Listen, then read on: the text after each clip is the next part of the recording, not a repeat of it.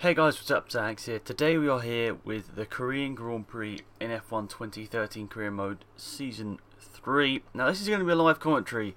I decided for the last couple of ones to do not a live commentary, but for this one, I don't know why, I just decided to do a live commentary. So, a couple of you guys don't like watching the sort of just normal videos that I do with like 10-minute highlights. So today we're going to be trying to do something different and we'll just see how it goes because I don't know. Well, I can't remember the last time I uploaded a full race. It was, I don't know, I think we did like 4 or 5 races this year. I can't even remember. So that's that. Starting in 10th position here. I sort of forgot how to do one of these commentaries. So hopefully it goes alright. And hopefully I've got stuff to talk about. I do have Autosport loaded up over here. So here we go. So we're starting in 10th position. Not a very good qualifying position, to be perfectly honest. It means we start on old tyres as well. I wish we'd started 11th just so we'd had the newer tyres. Grosjean is a very lucky position there. So let's try and gain some positions down into turn 1. I don't know where everyone's going to be braking, so there we go. Webber's gone extremely wide. We're going to be going like 3 wide through here. I've just managed to squeeze myself through there. That's Hulkenberg. He's very good in career if we remember correctly. I'm going to fast fuel mixture to try and get some extra revs in the straight line. Hulkenberg's coming over. Please don't let there be contact. A little bit of contact there with Hulkenberg. Now everyone's stopped. Oh no! That was a bit optimistic. I don't know why I did that. We'll let Rosberg back through because I nearly took him out there. A bit aggressive from me, and we won't really fight Webber if he goes on the attack. Oh, they brake very early on the first lap. Let's try and get the undercut back on Rosberg here. Can we? No. Oh, that was a very risky manoeuvre. I haven't got any curves to defend with, so we're going to have to use fast fuel mixture. That's not going to work. Rosberg is just literally holding us up right here, but it's having a good battle, so I reckon he'll pull away shortly because I'm not too good. Ooh, that was nearly me taking him out there. Luckily I didn't, so that was good for this race, so I didn't take him out. But I think, honestly, I'm not going to do very well in this race. I don't really like this Korean Grand Prix circuit. Yingham, I think is how you say it. I don't know. You guys can. It's hard to pronounce. How to pronounce something in a comment. But if you know how to pronounce it properly, just let me know in the comments. So yeah, first live commentary in a long time. Going to be speaking. I don't know. I guess like 27 minutes or so. However long these races go on for. Can't even remember now.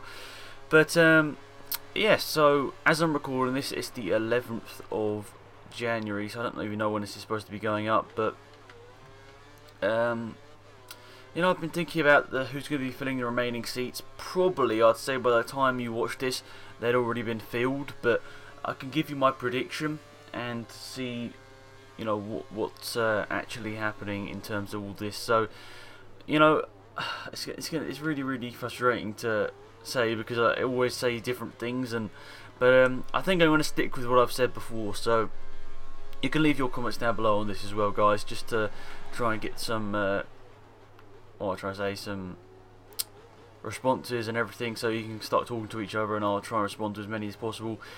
But I'd say Caterham will pick up Ericsson and Van der Gaard, and I say Marussia will pick up Max Chilton. So I think I've gone through this already, so I don't really want to waste your guys' time if you already know, but I think Max Chilton, he had a good enough first year to stay on for another one, and I also think that he obviously brings a nice amount of sponsorship money to the team. So I suppose when you're in Marussia's situation, you sort of want someone like Max Chilton. Obviously, if they really wanted him, they would have already confirmed him. So there's obviously some sort of issue at the moment as well. They haven't already confirmed him, but I see Marussia confirming Max Chilton quite soon. He's a good driver. He's won GP2 races. You don't do that through being a paid driver and, you know, through fluke. He won Singapore, probably the trickiest race on the GP2 calendar. I'd say for GP2, I think it's even more tricky than Monaco. So I'd say that. I could be wrong, but I'd say that Chilton is probably the one they go for in terms of next year. This year, I'm still going to get that wrong, but I think Chilton is the one they want to go for the 2014 season. He's consistent, he can bring the car home. You know, at some point they might need just somebody to bring the car home. If Marussia turned into a solid point scoring car, maybe it might do, I don't know. But if it does, they might want someone like Max Chilton that can always bring home a point or two. And, you know, he wasn't that far off Bianchi. I mean, let's be honest, he wasn't as good as Bianchi throughout this season, last season, but he was as good in a couple of races and not far behind in the others. In qualifying, yes, he was quite a lot slower, but in terms of race pace, he wasn't too bad in my opinion. But that's just my opinion. You can leave yours down below. I mean, I know there are a lot of quite a lot of Max Chilton. I don't know whether you call them haters, but people that sort of don't think he's good enough. I think they think he's just a paid driver, and obviously he probably got the seat. Well, he got the seat in the first place for two reasons. He had a lot of money, and he also did well in GP2. So really, it's whether they go for someone more experienced, Marussia, maybe like Kovalainen or I don't know, maybe Kobayashi. I don't even know. I don't know how that's all working out, but I can see Kobayashi going there if they don't pick Chilton, because it sort of makes sense. They've already got Ferrari links, have Marussia with Bianchi, so you know Kobayashi's linked with Ferrari. He's part of Ferrari. I don't even know why I said that, but yeah, he's part of Ferrari's sort of program of drivers. So yeah, I would like to see Kobayashi there. He's a good driver. I honestly think this is going to annoy a lot of people, I assume, but I think he's actually a bit better than Perez. In terms of raw speed, I think he's better than Perez. I just think they need to calm him down a little bit. Ooh, blimey. Rosberg slowed up a little bit too much there. Sorry about that, guys. I just ran into the back of him. So now Massa's up in P3. He's having a good old squabble with Vettel. Vettel's going to brake early, as he know. Oh my goodness, how did we do that?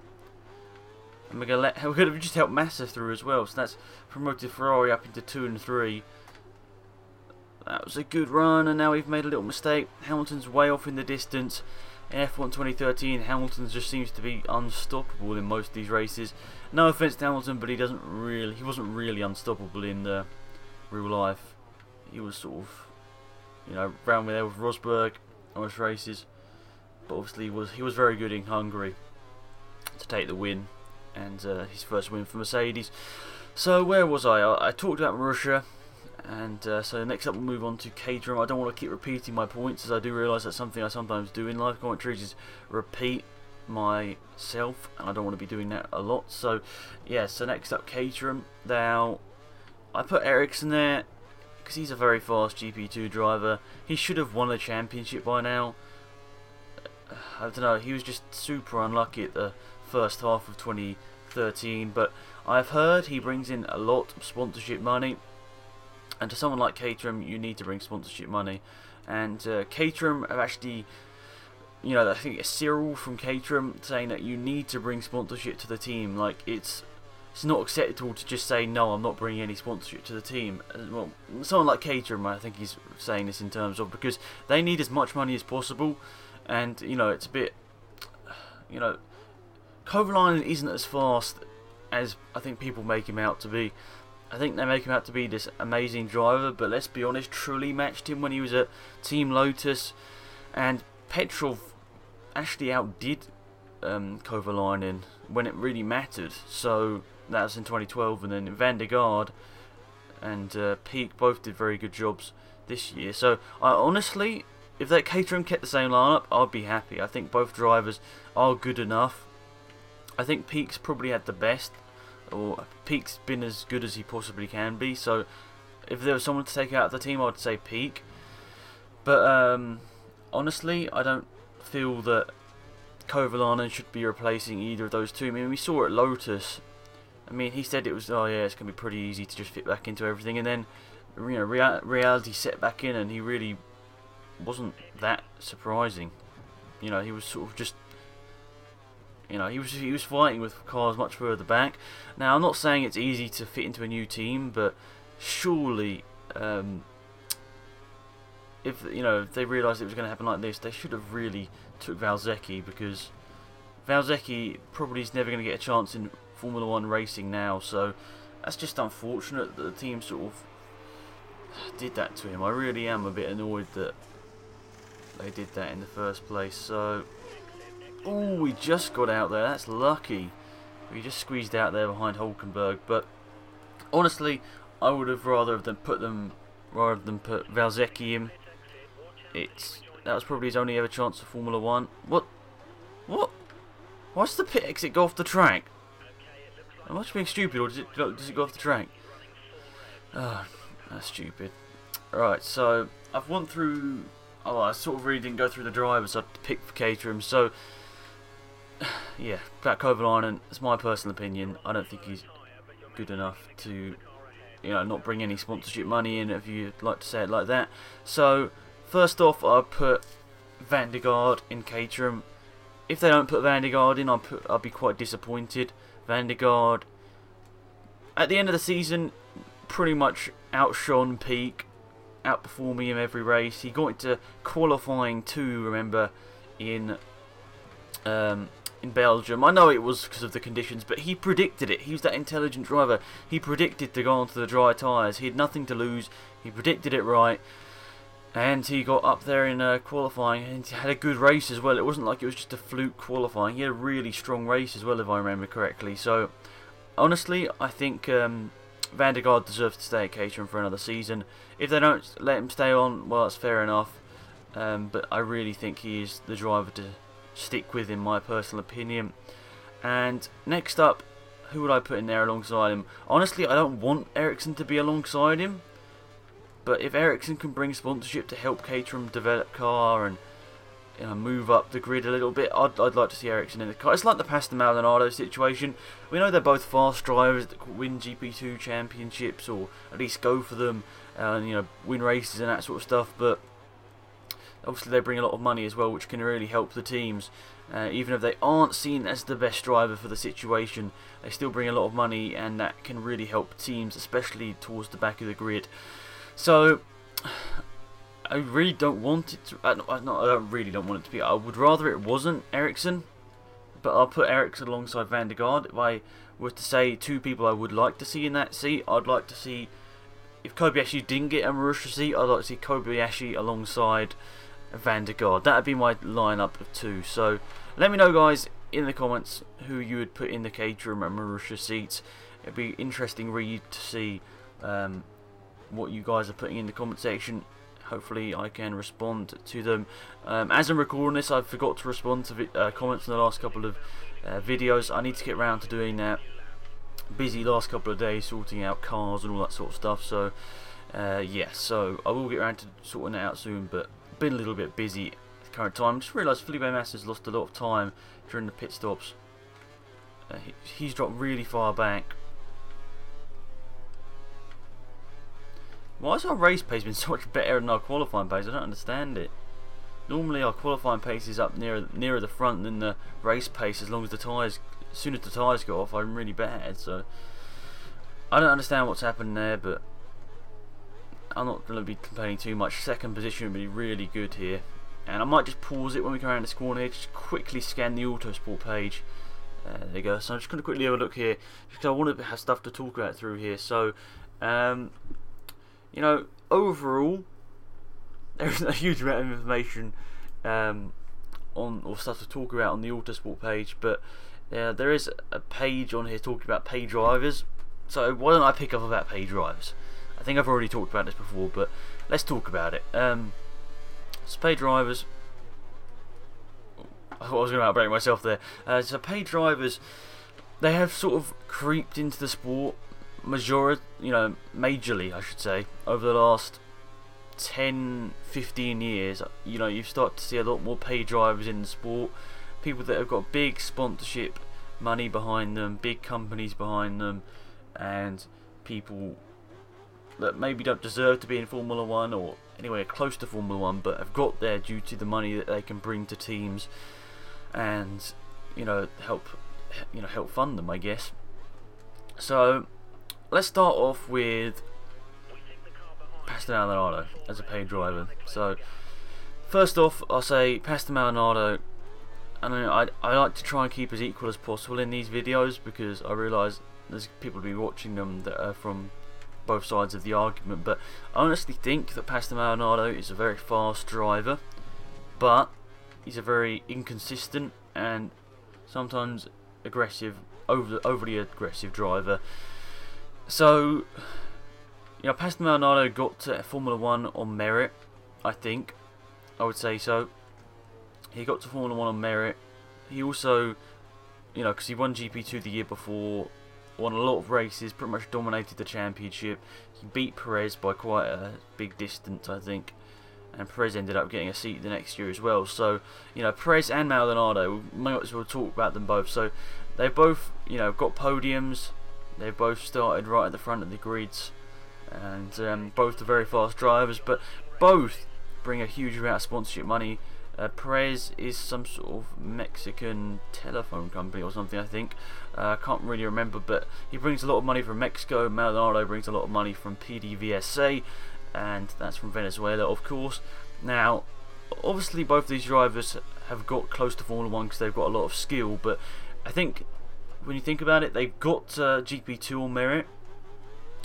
Whether they got to Formula 1 on merit, I'm not too sure. I think I said they got to F1 on merit a second ago, but whether they got to F1 entirely on merit, I'm not too sure when I really think about it, because, you know, they bring a huge amount of money. I think Maldonado was bringing 20 million, I think it was pounds a year to 20 million pounds a year to Williams, and over 3 years, Williams got 60 million.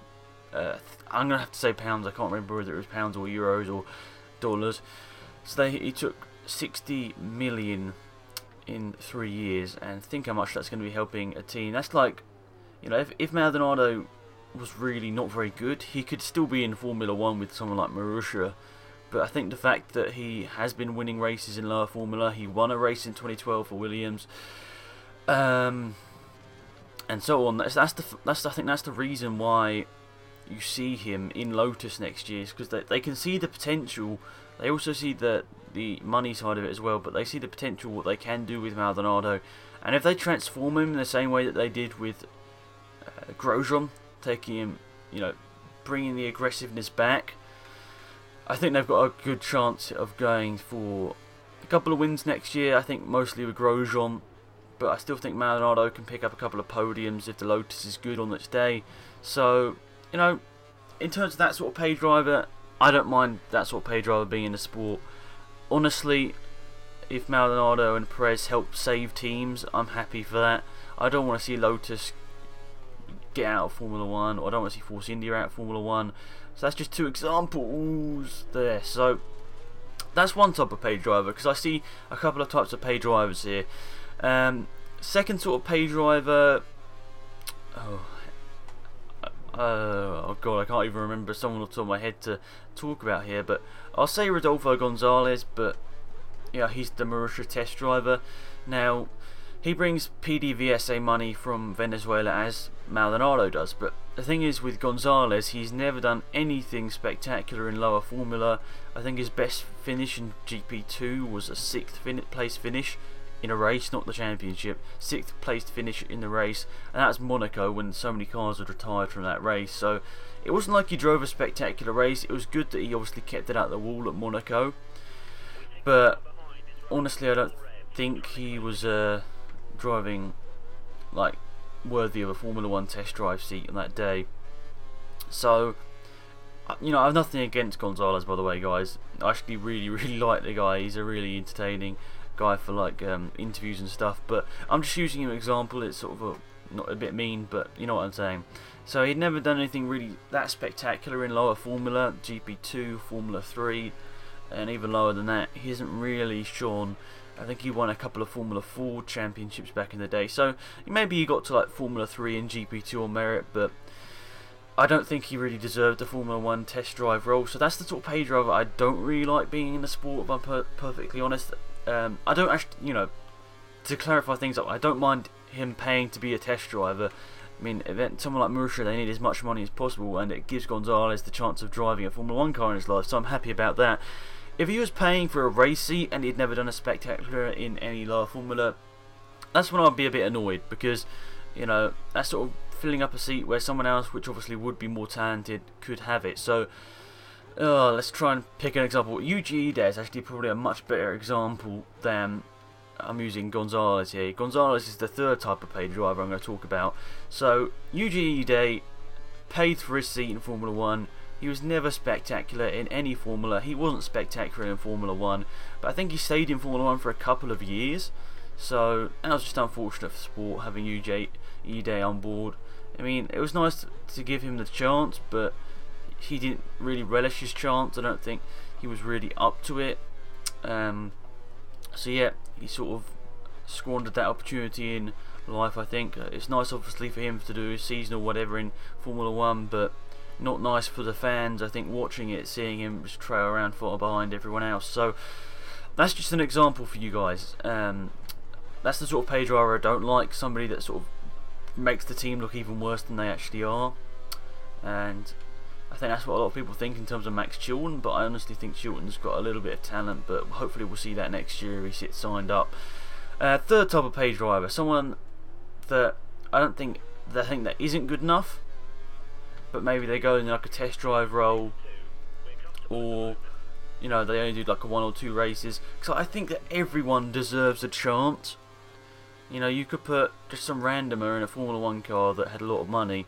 You know, I suppose they deserve at least a chance, just a chance in a Formula 1 car, and if they excel, good for them. If they don't, there's nothing really harmful in it. The team have got more money, and no one's really losing out of it as a test driver. So test drivers that bring in a lot of money, I don't really have any problem with whatsoever. So I'm sorry about using Gonzalez in that last example.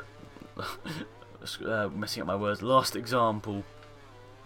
So yeah, third top pay driver. You know, someone that knows, I think, that they're not good enough for a Formula 1 seat, but decides to, you know, take a test drive role or something instead. I think that's a much nicer version of the pay driver that isn't so good, because they obviously realise that they probably won't be really helping the team.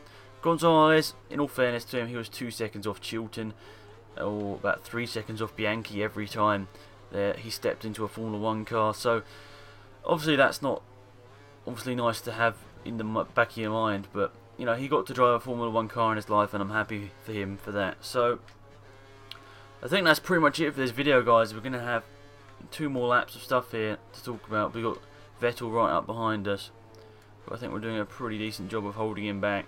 Hamilton's rocketed off in the distance, and somehow I've just been concentrating quite well here. I'm quite happy about this race, actually. It's gone much better than expected, going up from 10th place on the grid. So next season I'm going to 100% races with live commentary. No.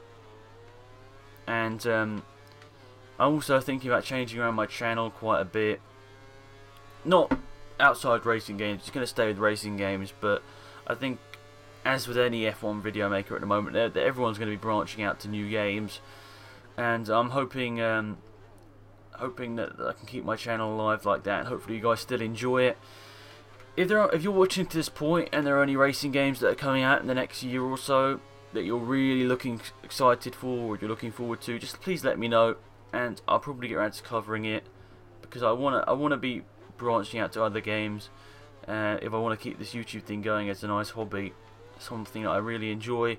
I think it'll be good to see other games on the channel. Personally, I don't think I'm trying to make sure that this channel doesn't just completely die, because I realised in recent videos, and January in general, the views have been lower than ever in the last year. They've been the lowest they've been in a year, I think.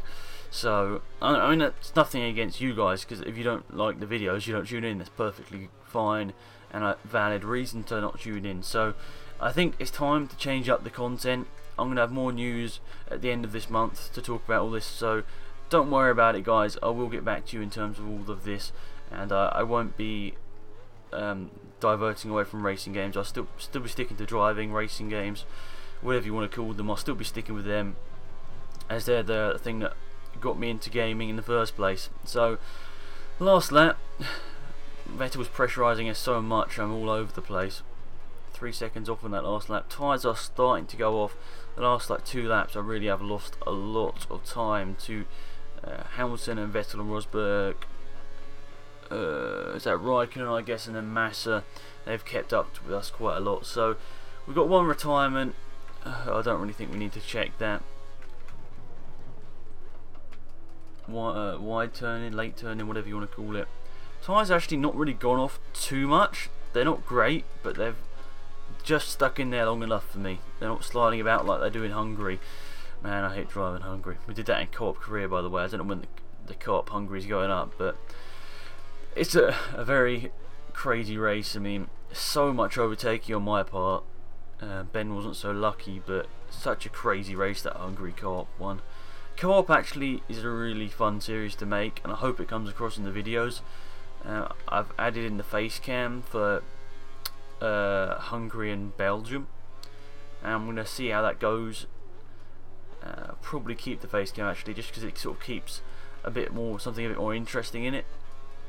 See my reactions as well.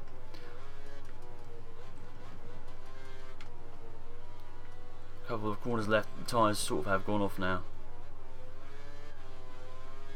I drove a lot better on this lap than I did the last lap.